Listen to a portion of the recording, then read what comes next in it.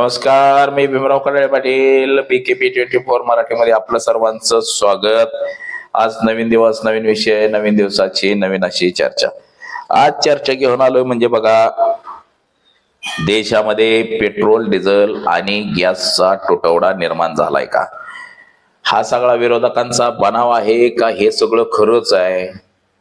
आता बघा, कालचीच एक बातमी आहे की संभाजीनगरमध्ये म्हणजे औरंगाबाद, त्याचं नामकरण झालंय छत्रपती संभाजीनगर. त्या औरंगाबाद शहरामध्ये 2800 उद्योग बंद पडले तर 920 हॉटेल्स बंद पडलेत, अशी चर्चा आहे. तशी बातमी सुद्धा आहे, सगळ्या चॅनलला आहे, सगळीकडे त्याची चर्चा सुद्धा जोरदार सुरू आहे. म्हणजे खरंच हे सगळं बंद पडत चाललंय का? भारतीय जनता पक्ष म्हणतोय विरोधक ह्याच्यावरती राजकारण करतायत आणि विरोधकांनी सांगतेत की अफवा उठवतात, अफवाला बळी पडू नका.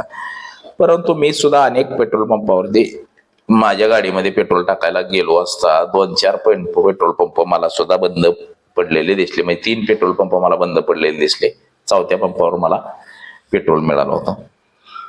मग ही परिस्थिती अफवामुळे निर्माण झाली का? की विरोधी पक्षाने जी अफवा उठवली की बाबा आता पेट्रोल पंप बंद झाले, पेट्रोल डिझेलचा तुटवडा म्हणून लोक केंड बिंड काय काय घेऊन पेट्रोल पंपावरती आलेत का? या कारणांमुळे हे बंद पडलंय का? तर याच विषयाची आज आपण चर्चा करणार आहोत. तर चला, सर्वप्रथम आपण जर चॅनल सबस्क्राईब केला नसेल तर चॅनल सबस्क्राईब करावा ही सर्वांना विनंती. आणि चला चर्चेला सुरुवात करूया. सर्वप्रथम बघा, आखाती देशामध्ये जे युद्ध पेटलेलं आहे त्या युद्धामुळं आपल्याकडं पेट्रोल, डिझेल आणि गॅसची कमतरता निर्माण झाली.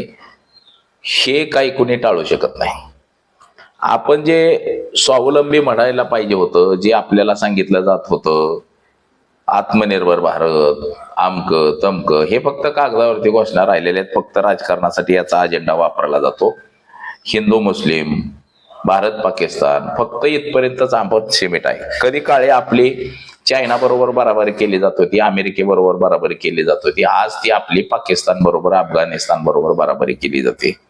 म्हणजे आमच्या देशाचं राजकारण एवढं वाईट आहे, राजकीय कल्चर एवढं वाईट आहे की दिशाहीन राजकारण झालंय. आमचं विकासाचं राजकारण न होता दिशाहीन राजकारण झालेलं आहे. मग ते सत्ताधारी असो, विरोधक असो किंवा चॅनलवाल्याला असो, चॅनलवरती जरी डिबेट सुरू असलं तरी ते डिबेट फक्त हिंदू मुस्लिम पुरतं मर्यादित असतं, भारत पाकिस्तान पुरतं मर्यादित असतं. विकासावरती डिबेट होत नाही. म्हणजे चॅनल सुद्धा आपले सगळे विकलेले आहे. मीडिया सगळी फक्त आणि फक्त देशामध्ये हिंदू मुस्लिम जातीय द्वेष वाढवण्यावरती काम करतंय, हे आपल्याला दिसते. आता बघा, महाराष्ट्र असेल, देश असेल, देशामध्ये असेल, सगळीकडे पेट्रोल, डिझेल, गॅसचा तुटवडा निर्माण झालेला आहे. आता त्यातच औरंगाबादमध्ये 900 उद्योगधंदे, 2900 उद्योगधंदे छोटे मोठे गॅसच्या कारणास्तव बंद पडलेले आहेत. गॅस नसल्या कारणानं त्यांना अडचणीचा सामना निर्माण करावा लागतोय. आता परत हॉटेल सुद्धा 930 हॉटेल्स फक्त औरंगाबाद, संभाजीनगर शहरामध्ये बंद पडलेली आहेत. आता हीच परिस्थिती सगळीकडे आहे. महाराष्ट्रामध्ये मुंबई असेल, पुणे असेल, सगळ्या शहरांमध्ये अशीच परिस्थिती निर्माण झालेली आहे की गॅसच्या तुटवड्यामुळे अनेक उद्योगधंदे बंद पडले, वडापाव गाडे बंद पडले, शेल्टर बंद पडले. लोक आता आपलं गाव गाठायला लागलेले, म्हणजे हे शहर सोडून दुसऱ्या शहराकडे म्हणजे आपल्या गावाकडे जायला लागलेले. एक प्रकारे हे मिनी लॉकडाऊन लागतंय की काय? म्हणजे आता लॉकडाऊन लागण्याच्या दृष्टीनं सगळ्या हालचाली सुरू आहेत. म्हणजे पेट्रोल डिझेल वरती आपण किती अवलंबून आहे, गॅसवरती आपण किती अवलंबून आहे, त्याची ही काही प्रमुख कारण आहेत. सरकारनं जर गावगाव छोटे छोटे प्रोजेक्ट दिले असते, आपण गावागावाकडे सुद्धा गॅस तयार करत होतो. अनेक वेळा आपण पाहिलं ना, गॅस तयार करत होतो, कुठं काय तयार करत होतो. तर ते सगळे प्रोजेक्ट बंद केले सरकारने आणि फक्त आखाती देशावरतीच आपण अवलंबून राहिलो. इराण, इराक, रूस, अमेरिका ह्या देशांवरतीच आपण अवलंबून राहिलो. त्याच्यामुळं ही देशाची परिस्थिती झाली आणि आज आपल्याला त्या पेट्रोल डिझेलची किंमत कळायला लागलेली आहे. परंतु याच्यातून सुद्धा सरकार काही शिकणार नाही असं काहीच आपल्याला एकंदरीत सध्या तरी अजून दिसतंय. तुम्हाला माझ्याकडे काही व्हिडिओ आहेत, सरकार जर आता मी हे व्हिडिओ बनवतोय तर सरकारनं सांगितलंय की असे व्हिडिओ जर बनवले तर त्यांच्यावर सुद्धा कारवाई करू, अशा पद्धतीची सरकारची भूमिका आहे, मानस आहे. परंतु जे खरं आहे ते दाखवलं पाहिजे. पहिलं मी तुम्हाला लॉकडाऊन बाबतचा एक व्हिडिओ दाखवतो दिल्ली मधला.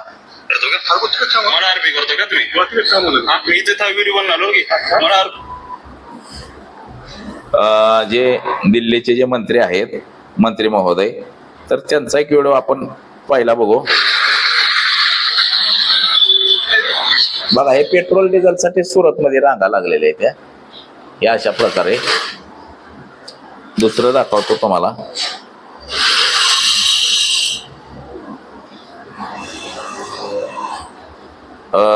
बघा दुसरा एक व्हिडिओ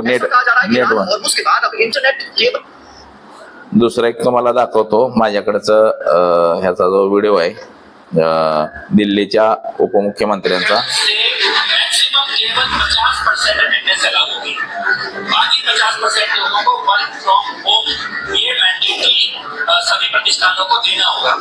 ये हम लोग कल से लागू करने जा रहे हैं. दिल्ली के जो भी सरकारी हो या प्राइवेट हो. बघा, हे कोण आहे? दिल्लीचे मंत्री आहेत, रेखा गुप्ताच्या मंत्रिमंडळामधले. तर आता हे सांगतायत की 50% लोकांनाच कार्यालयामध्ये उपस्थिती, बाकीच्यांनी वर्क फ्रॉम होम करायचंय. त्यात हे दुसरा एक व्हिडिओ बघा, गॅसच्या लाईनीमध्ये लोक. खाना बना नहीं बनाइए, 4 दिन हो गया वरना नहीं बना है. 4 दिन से जी. तो सिलेंडर लेने कितने दिन से आ रही है? सिलेंडर अब 4 दिन से दौड़ रहा हूँ. 4 दिन से 4 दिन से सिलेंडर ही नहीं मिला. फिर बच्चे सब भूखा मर रहे हैं. अब आधे मिलते हैं, आधे वापस जाते हैं. रोने की स्थिति आप रोने लगे. बघा, ही अवस्था झाली लोकांची. आणि भारतीय जनता पक्षाचं सरकार सांगतंय की काय नाही, देशामध्ये भरपूर सिलेंडर आहे. महिलाओं की आंखों में आंसू आ गए हैं. इनका कहना है कि 4 ही अवस्था झालेली आहे देशाची. हे बघा, गैस नहीं मिल रही है. क्या खिलाएंगे बच्चों को? क्या नहीं कमाएंगे? ड्यूटी करेंगे, गैस बनवाएंगे. 7,000 का सिलेंडर है, क्या करेगा? ही अवस्था देशाची झालेली आहे.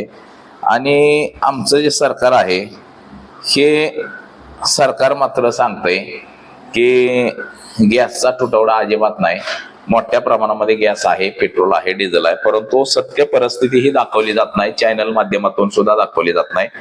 कशाच्याच माध्यमातून सत्य परिस्थिती दाखवली जात नाही. उलट खोटं दाखवलं जातंय. सरकारची पाठ थोपटली जाते. सरकार किती चांगलं काम करतंय असं मीडियामधून पसरवलं जातं. परंतु मीडियाची जबाबदारी आहे की जे सत्य आहे ते लोकांना दाखवलं पाहिजे. मग ते सरकारचं असू द्या, विरोधकाचं असू द्या. सरकारच्या बाजूनं पाठ थोपटायची म्हणजे आज तुम्ही जनतेचं नुकसान करताय.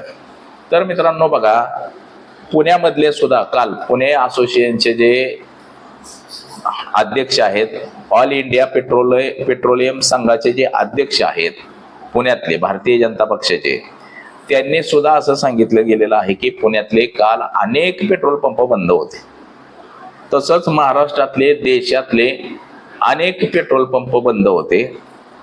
आणि ते पेट्रोल पंप सुरळीत चालू व्हायला अडचण आहे.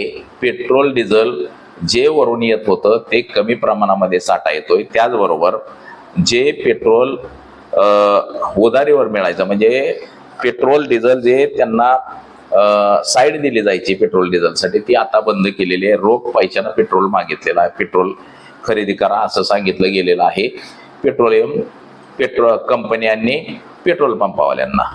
मग ह्याच्यामुळे अडचण अशी झाली की ह्यांच्या काय पेट्रोल पंपावाल्यांकडे पैसे नाही असं त्यांनी सांगितलेलं आहे. पेट्रोल पंप असोसिएशनचे जे अध्यक्ष आहेत त्यांनी सांगितलेलं की पंप चालकाकडे पैसाच नाही तर पेट्रोल खरेदी करायचं कसं, म्हणून पण काही पंप बंद आहेत. तर गॅस सिलेंडरचं सुद्धा असंच झालेलं आहे. आज गॅस सिलेंडर बुकिंग केला तर तो 28 दिवसांनी आपल्याला भेटणार आहे. आज ग्रामीण भागामध्ये परिस्थिती वेगळी आहे. ग्रामीण भागामध्ये चुलीवरती लोक स्वयंपाक करतात, चालून जातात. परंतु शहरी भागामध्ये लोकांनी कशावरती स्वयंपाक करायचा, चुलीवरती स्वयंपाक कसा करणार, हा मोठा प्रश्न निर्माण झालेला आहे. त्यातच आता सरकारनं पेट्रोल डिझेल राखीव ठेवायला सांगितलेलं आहे. जे पेट्रोल डिझेल सरकारचं कडे तयार होतंय ते सगळं राखीव ठेवायला सांगितलेलं आहे. आणि ते राखीव ठेवलेलं पेट्रोल डिझेलच फक्त सरकारी वाहनांसाठीच वापरलं जाणार आहे. आजवर आपल्याकडं लाईटवरची जी वाहनं आहेत किंवा सौर ऊर्जेवर चालणारी वाहनं जी आहेत, या गोष्टींना सरकारनं चालना दिलेली नाही. आत्मनिर्भर भारत बनेगा सिर्फ ऐसा कहा है. फक्त आत्मनिर्भर भारत कसा बनू शकतो? आपण जर जात आणि धर्म ह्याच्यावरच भांडत बसलो, आत्मनिर्भर भारत कसा बनणार आहे? फक्त सांगण्यापुरता आत्मनिर्भर भारत आहे. आज आपल्या देशाचं राजकारण म्हणजे 80% लोक गरीब ठेवायची, 4-5% लोकांकडे पैसा पाणी द्यायचा आणि इतर लोकांनी राजकारण करायचं. म्हणजे 90% जास्त लोक गरीब ठेवायची, तरच आपलं राजकारण शाबूत राहतंय. अशा पद्धतीचं राजकारण हे देशाचं सुरू आहे. आणि यामुळंच आज देशामध्ये गॅस, पेट्रोल, डिझेल या टंचाईला सामोरं जावं लागतंय. जर गॅस बनवण्यासारखी साधनं आपल्याकडे तयार केली असती, लाईटीवरती चालणारी उपकरणं तयार केली असती, सौर ऊर्जावरती चालणारी उपकरणं तयार केली असती, तर आपल्याला अडचणीचा सामना करावा लागला नसता. अडचण झाली असती निर्माण, परंतु एवढी झाली नसती की आपल्याला 100% त्यांच्यावरच अवलंबून राहावं लागतंय, अशी परिस्थिती झाली नसती. पवनचक्क्या, मोठमोठ्या पवनचक्क्यात लाईट तयार करणाऱ्या, त्यात छोट्या छोट्या पवनचक्क्या, त्याच्या किमती कमी केल्या असत्या तरी सुद्धा चाललं असतं. आज सौर ऊर्जाचं, मोटरी सौर ऊर्जावर चालतात, लाईट उन्हावरती चालतात. हे सगळं प्रोजेक्ट वाढवणं गरजेचं आहे, त्याच्या किमती कमी करणं गरजेचं आहे, त्याचा GST कमी करणं गरजेचं आहे. परंतु असं न करता उलट जी गाडी 20 लाखाला चायनामध्ये मिळते, तीच गाडी आपल्याकडे 50 लाखाला विकली जाते. म्हणजे किती पटीनं आपल्याकडे टॅक्स आहे बघा. हे सगळं सरकार पुरोहित आहे. आज आम्ही सरकारला टॅक्स देतो, त्या टॅक्सच्या बदल्यात सरकार आम्हाला काय देतं हे सुद्धा महत्वाचं आहे. आज सरकार जाणीवपूर्वक आपल्याला काहीच देत नाही असं म्हणावं लागेल. काहीच देत नाही आपल्याला, फक्त टॅक्स घेते आपल्याकडनं. 28% टॅक्स घेते. मग सरकार म्हणून सरकारची जबाबदारी काय आहे? आज किती जरी पुण्याच्या जिल्हाधिकारी डुड्डी साहेबांनी सांगितलं पेट्रोल डिझेलचा तुटवडा नाही, गॅसचा तुटवडा नाही असं जरी सांगितलं, तरी जर पंप बंद आहेत त्यावरनं असं दिसतं की तुटवडा हा आहे. देशभर गॅसचा, पेट्रोलचा, डिझेलचा तुटवडा निर्माण झालेला आहे. आणि आज युद्ध सुरू झालेलं त्याला 28-29 दिवस झाले. अजून जर अशीच परिस्थिती राहिली तर मात्र देशाची परिस्थिती अजून बिकट होईल, यात मात्र काही शंका नाही. तर आज एवढंच. माझा सहकारी कॅमेरामन अनिकेत समे, भीमराव कडाळे पाटील, BKP 24 मराठी, इंदापूर, पुणे.